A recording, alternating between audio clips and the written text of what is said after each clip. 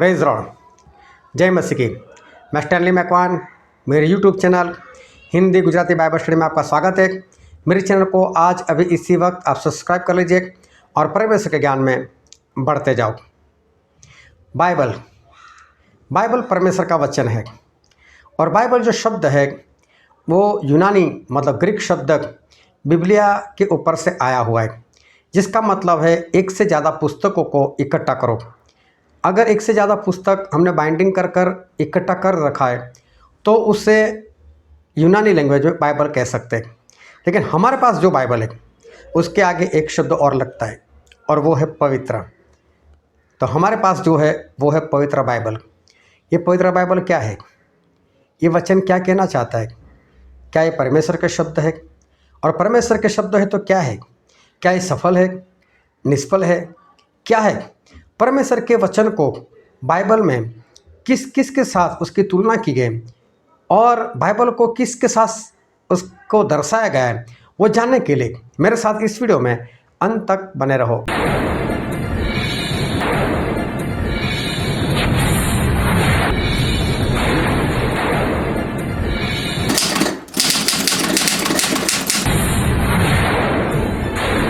परमेश्वर का धन्यवाद करते क्योंकि परमेश्वर अपने वचन से वो हमसे बातचीत करते। जो परमेश्वर का वचन हमारे पास है जिसे हम बाइबल कहते हैं, ये बाइबल शब्द जो है वो यूनानी शब्द ग्रीक शब्द बिबलिया उसके ऊपर से ये बाइबल शब्द बना है। और बाइबल शब्द का मतलब होता है कि एक से ज़्यादा पुस्तकों को अगर इकट्ठा कर दो, एक साथ में बांध दो, जोड़ दो, उसे बाइबल कहा जाता है। और इसलिए बाइबल बहुत सारे हो सकते हैं। मतलब कि अगर स्कूल में बच्चा पढ़ता हो, उसकी मैथ्स, उसका साइंस या उसका इतिहास, ये सारे पुस्तकों को अगर वो एक साथ जॉइंट कर देता है तो फिर उसे भी बाइबल कहा जाएगा यूनानी लैंग्वेज के अनुसार। लेकिन हमारे पास जो बाइबल है उसका आगे एक शब्द लिखा हुआ है और वो है पवित्र। तो पवित्र बाइबल एक है और परमेश्वर ने 1500 से 1600 साल के बीच में, इतने अंतर में और 40 इंसानों का इस्तेमाल करते हुए हमारे परमेश्वर ने बाइबल लिखवाया। ये बाइबल वो बहुत बढ़िया पुस्तक है और बाइबल जो है वो परमेश्वर का शब्द है।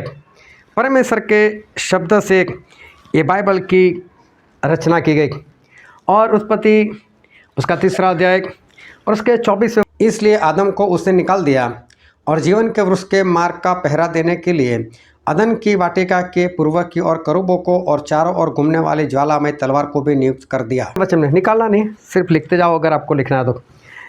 उत्पत्ति उसका 3रा अध्याय उसके 24वें वचन में परमेश्वर का जो वचन है उसको ज्वालामयी तलवार कहा गया है।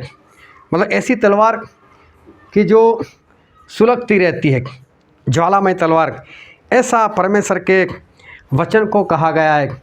फिर यशाया 40 और उसके 8 में परमेश्वर के वचन के बारे में लिखा है, घास तो सूख जाती और फूल मुरझा जाता है परंतु हमारे परमेश्वर का वचन सदैव अटल रहेगा। कि परमेश्वर का वचन वो हमेशा हमेशा रहेगा, ऐसा वचन है। और जब प्रभु यीशु आए थे तो प्रभु यीशु ने भी यही बात बताई थी कि मैं ये जो व्यवस्था है, मतलब ये जो बाइबल है, उसको नाश करने नहीं आया मैं, लेकिन उसको पूरा करने के लिए आया हूँ। क्योंकि धरती और आसमान टल सकते हैं लेकिन इस बाइबल में से एक भी बिंदु वो टलेगा नहीं। लेकिन ये बाइबल का वचन हमेशा हमेशा के लिए बना रहेगा। जब शैतान ने प्रभु का परीक्षण किया था तब भी जब उसने बोला था प्रभु को कि इस पत्थर को कहे कि रोटी बन जा, और तब प्रभु यीशु ने एक बात उसको बताई थी और वो बात ये थी कि इंसान सिर्फ रोटी से नहीं लेकिन हर एक वो शब्द जो परमेश्वर के मुंह से निकलता है उससे जीवित रहता है। परमेश्वर के मुंह से निकलने वाले हर एक शब्द। और ये वचन व्यवस्था विवरण उसका 8वां अध्याय उसके 3 वचन में लिखा था, उसने तुझको नम्र बनाया और भूखा भी होने दिया। फिर वह मन्ना जिसे न तू और न तेरे पुरखाई जानते थे वही तुझको खिलाया। इसलिए कि वह तुझको सिखाए कि मनुष्य केवल रोटी ही से नहीं जीवित रहता, परंतु जो वचन यहोवा के मुँह से निकलते हैं उन्हीं से वह जीवित रहता है। और प्रभु उसने वो बात एक बार फिर बता दी उस शैतान को। तो प्रभु से कहना चाहते थे कि बाइबल मतलब परमेश्वर के मुँह से निकला हुआ शब्द, उसमें क्या है? जीवन है। रोटी नहीं मिलेगी चलेगा, लेकिन ये जो बाइबल का वचन है उसमें जीवन है। फिर परमेश्वर के दास वो भजन संहिता में लिखते उसका 119 और उसके 105 में, तेरा वचन मेरे पाँव के लिए दीपक और मेरे मार्ग के लिए उजियाला है। कि परमेश्वर का वचन हमारे पाँव के लिए दीपक है और हमारे राह के लिए उजियाला है, ज्योति है। तो परमेश्वर का वचन कैसा है? हमारे पैरों के लिए दीपक का काम करता है, और जब हम चलते रास्ते पर तब वो हमें प्रकाश देता है, उजियाला देता है।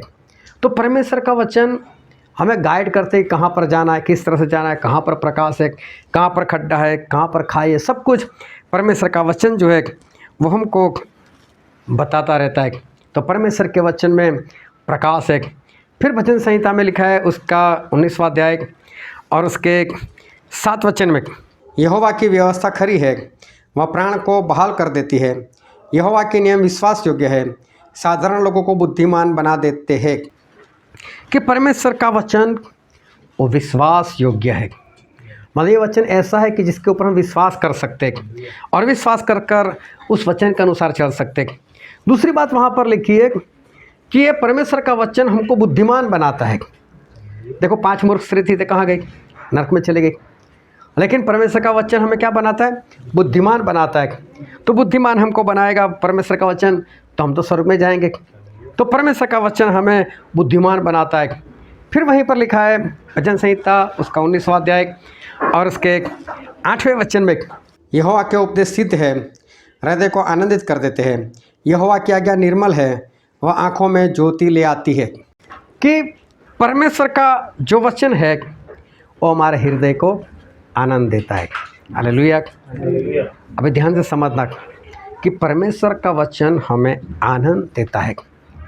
और देखो कई लोगों की निगाहें कमज़ोर हो जाती है, फिर कमज़ोर होने की वजह से वो लोग बाइबल नहीं पढ़ पाते, बाइबल से दूर हो जाते, बाइबल पढ़ नहीं पाते। लेकिन भजन संहिता 19 के 8 में ऐसा लिखा है कि परमेश्वर का वचन हमारी आँखों को तेज करता है ना?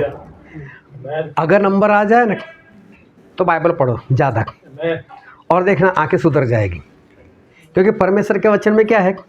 तेज है। तो जिनके भी चश्मे है सब लोग चश्मा निकाल कर बाइबल पढ़ना शुरू कर देना, और देखना वो वचन जो है वो आँखों में तेज भर देगा। आपकी आँखें परमेश्वर ने पहले जैसी बनाई थी ना वैसी हो जाएगी। फिर वहीं पर लिखा है भजन संहिता उसका 19वां अध्याय उसके 10वें वचन में लिखा है, वे तो सोने से और बहुत कुंदन से भी बढ़कर मनोहर है, वे मधु से और टपकने वाले छत्ते से भी बढ़कर मधुर है। कि जो शुद्ध सोना होता है, शुद्ध सोना जिसमें थोड़ी भी मिलावट नहीं, आपके पास जितने भी गहने होंगे ना वो सारे गहनों में मिलावट होती है। सोने में अगर मिलावट ना करो तो गहना नहीं बनता। कभी सुनार को जाकर पूछ कर देखना, सोने में मिलावट होती है। 100% सोना किसी के पास नहीं होता। जो शुद्ध सोना होता है उसकी परमेश्वर बात कर, जिसमें कोई मिलावट नहीं, उससे भी ज़्यादा मनोहर, मतलब जो मन को हर ले, ऐसा कोई है तो परमेश्वर का वचन है। कि शुद्ध सोना देखकर हो सकता है मुझे तो कुछ नहीं होता, हो सकता है इंसानों को कुछ नहीं, लेकिन औरतों को कुछ हो जाता है ना? पत्नी ने फ़ोन कर दिया पति को, बोले कहाँ हो? मालूम है हम लोग गए थे, वहाँ पर एक सुनार की दुकान थी, हम उसके अंदर गए थे। बोले हाँ, वहाँ पर एक नेकलेस तुझे पसंद आ गया सोने का? बोले हाँ। बोले उसके बाजू में जो हजाम की दुकान है वहाँ बाल कटवा रहा हूँ। वो तो इतनी खुश हो गई कि मेरे लिए कुछ लेकर आएंगे। तो परमेश्वर का वचन कैसे? सोने से भी मनोहर, मतलब मन को हरने वाला, मन को भा जाए, ऐसा परमेश्वर का वचन है। फिर भजन संहिता में लिखा है उसका 19वां अध्याय और उसके 11 वचन में, और उन्हीं से तेरा दास चिताया जाता है, उनके पालन करने से बड़ा ही प्रतिफल मिलता है। कि परमेश्वर के वचन से हमें चेतावनी मिलती है। परमेश्वर के वचन में चेतावनी है। और वहीं पर लिखा है कि उसकी पालना करने से, आज्ञा मानने से हमको फल मिलता है। तो परमेश्वर का वचन जब हम मानते हैं तब हमें उसका फल मिलता है। फिर दूसरे तीमुथी में लिखा है, उसका 3रा अध्याय, उसका 16 वचन, हर एक पवित्र शास्त्र परमेश्वर की प्रेरणा से रचा गया है और उपदेश और समझाने और सुधारने और धर्म की शिक्षा के लिए लाभदायक है। कि परमेश्वर के सारे वचन मतलब बाइबल वो परमेश्वर की प्रेरणा से लिखा गया। मतलब परमेश्वर ने लोगों को उभारा, ऐसा लिख, ये शब्द लिख, और ऐसे ये परमेश्वर का वचन जो है वो लिखा गया।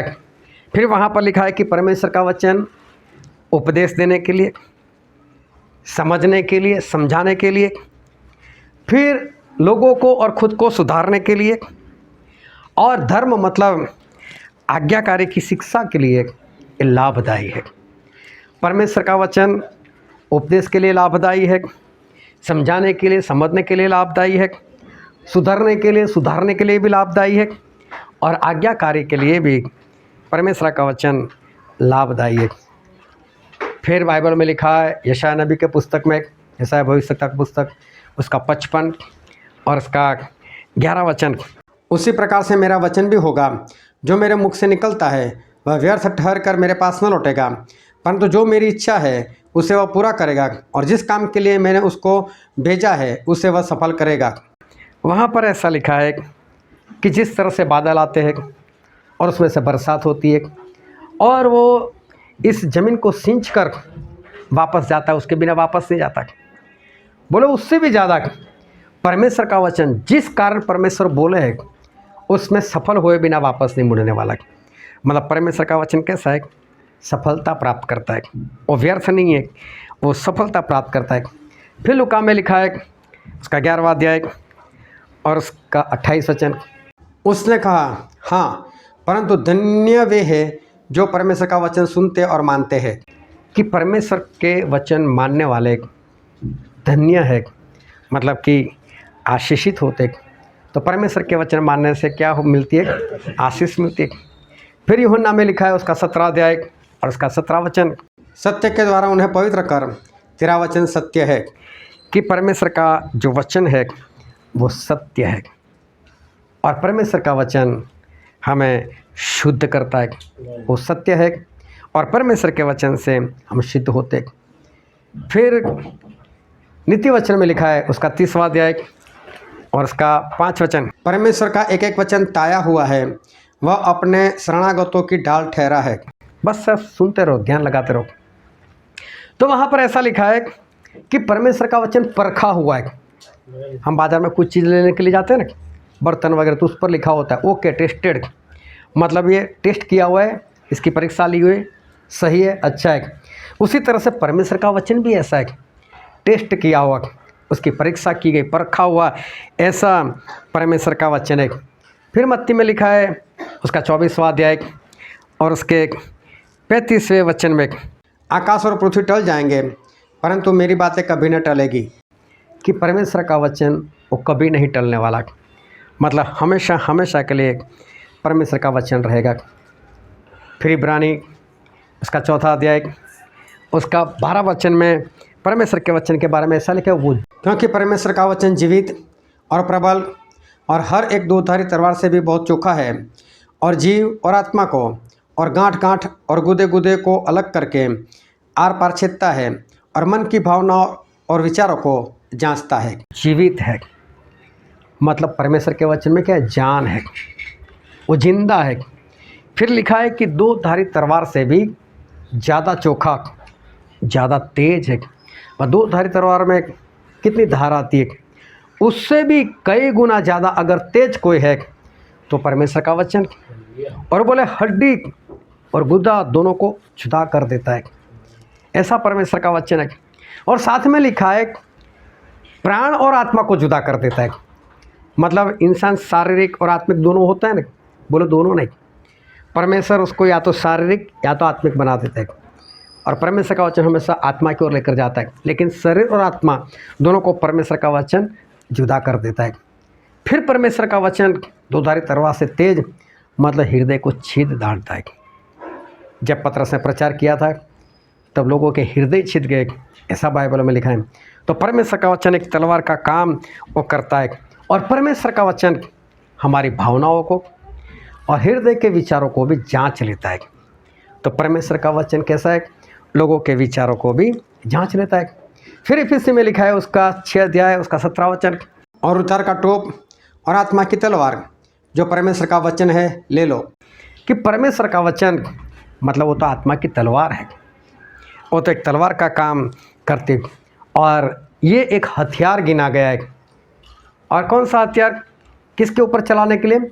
शैतान के ऊपर। और इसे जब शैतान प्रभु यीशु के पास आया था तो प्रभु यीशु ने हर बार क्या बोला था मालूम है? वचन बोला था।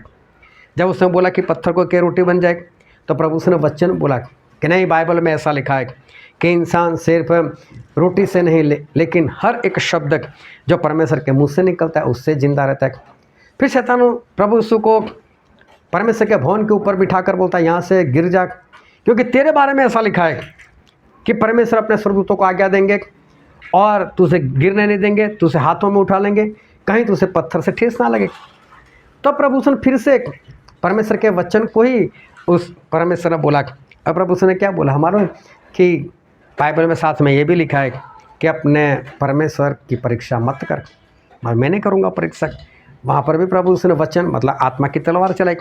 फिर तीसरी बार वो पहाड़ पर लेकर जाकर पूरी महिमा, इस संसार की महिमा और आकर्षित करने वाली वस्तु सब प्रभु यीशु को बताता है तब, और बोलता है कि मुझे दंडवत कर, ये सब कुछ मैं तुझे दे दूँगा। तभी प्रभु यीशु ने क्या बोला कि बाइबल में ऐसा लिखा है, सिर्फ अपने प्रभु को दंडवत कर, अपने परमेश्वर को दंडवत कर और किसी को नहीं। और देखो शैतान भाग गया। तो हर बार प्रभु यीशु ने क्या चलाई? तलवार चलाई। फिर मत्ती में लिखा है उसका 13 अध्याय और उसके 19 वचन में, जो कोई राज्य का वचन सुनकर नहीं समझता, उसके मन में जो कुछ बोया गया था उसे वह दुष्ट आकर छीन ले जाता है। यह वही है जो मार्ग के किनारे बोया गया था। कि परमेश्वर का वचन एक बीज समान है। बीज में क्या होता है कि उसको ज़मीन में बोया जाता है, फिर उसमें से पौधा होता है, फिर बड़ा पेड़ भी बनता है। तो वैसे ही परमेश्वर का वचन बीज के समान है। जैसे जैसे हृदय में डालते जाओ वो बढ़ता जाएगा और बड़ा पेड़ वो बन जाता है। फिर यिर्मयाह में लिखा है उसका 23वां अध्याय और उसके 29 वचन में लिखा है, यहोवा की यह भी वाणी है कि क्या मेरा वचन आगसा नहीं है? फिर क्या वह ऐसा हथौड़ा नहीं जो पहाड़ों को फोड़ डाले? कि परमेश्वर का वचन आग के समान है। जिस तरह से आग लोगों को भस्म कर देती है, इस तरह से परमेश्वर का वचन हमारी सारी बदियों को, सारे पापों को भस्म कर देता है। और फिर वहीं पर लिखा है कि परमेश्वर का वचन वो पहाड़ों को फोड़ने वाले हथौड़े के समान है। अभी देखो, कोई हथौड़ा ऐसा नहीं होता जो पहाड़ को फोड़ सके। उस ज़माने में मिसाइल होती ना, तो यिर्मयाह ऐसा लिखते कि परमेश्वर का वचन मिसाइल के समान है जो पहाड़ों को फोड़ दे। लेकिन मिसाइल में भी इतनी ताकत है कि पूरा पहाड़ को फोड़ दे, लेकिन परमेश्वर के वचन में तो इतनी ताकत है कि पहाड़ को फोड़ दे। अगर किसी का हृदय उस चट्टान की तरह, पहाड़ की तरह पत्थर बना हुआ है, लेकिन परमेश्वर का वचन उसको फोड़ देता है। फिर यूहन्ना 6:35 में लिखा है, यीशु ने उनसे कहा, जीवन की रोटी मैं हूँ, जो मेरे पास आएगा वह कभी भूखा ना होगा, और जो मुझ पर विश्वास करेगा वह कभी प्यासा ना होगा। कि परमेश्वर का वचन मतलब वो तो जीवन की रोटी है। परमेश्वर का वचन वो तो जीवन की रोटी, उसको खाना है। और इसीलिए परमेश्वर ने जब यूहन्ना को दर्शन दिया तो प्रकाशित वाक्य में लिखा है उसका 10वां अध्याय 10 वचन, सो मैं वह छोटी पुस्तक उस स्वर्गदूत के हाथ से लेकर खा गया। वह मेरे मुंह में मधु सी मीठी तो लगी, पर जब मैं उसे खा गया तो मेरा पेट कड़वा हो गया। उसको परमेश्वर का वचन दिया, और वचन देकर क्या बोला उसको, ले इसको खा ले, और बोले तुझे मधु के समान, सेहत के समान बहुत मीठा लगेगा। लेकिन साथ साथ में अगर तू पेट में उतारेगा तो बोले तुझे कड़वा भी लगेगा। तो परमेश्वर का वचन कैसा है? बोलने में, सुनने में, समझने में, ग्रहण करने में मधु जैसा मीठा लगता है, लेकिन जब आज्ञाकारी करने आती है ना तब लोगों को कड़वा लगता है। तो परमेश्वर का वचन ऐसा है कि मुंह में मधु के समान मीठा, और अगर आज्ञाकारी करने जाओ, जिसको नहीं करनी उसके लिए, जिसको करनी उसके लिए तो आज्ञाकारी करो तो भी मीठा ही रहता है, लेकिन जो उसको नहीं करनी उसको ये वचन वो कड़वा लगता है। फिर भजन संहिता में लिखा है उसका 119वां अध्याय उसका 11 वचन, मैंने तेरे वचन को अपने हृदय में रख छोड़ा है कि तेरे विरुद्ध पाप न करो। कि परमेश्वर का वचन हमें पाप से दूर रखता है, हमें पाप से दूर लेकर जाता है। और फिर वहीं पर लिखा है भजन संहिता 119 और उसका 160 वचन, तेरा सारा वचन सत्य ही है और तेरा एक एक धर्ममय नियम सदा काल तक अटल है। और वहाँ पर ऐसा लिखा है कि परमेश्वर का वचन 100% मतलब A to Z वो सच्चा है और परमेश्वर का वचन हमेशा रहने वाला है। अभी देखो बहुत सारी बातें मैंने बाइबल के बारे में बताई, लेकिन अगर ढूंढोगे तो आपको इससे भी ज़्यादा और बहुत सारी बातें मिलेगी परमेश्वर के वचन के बारे में। लेकिन देखो कहीं पर कोई गलत बात दिखाई देती है, परमेश्वर का वचन बढ़िया है, तो परमेश्वर का वचन हमें क्या करना है? ज़्यादा पढ़ना है, ज़्यादा खाना है और परमेश्वर के वचन अनुसार चलना है, ताकि हमें स्वर्ग राज्य मिले, हम आशीषित होने पाए। हालेलुया।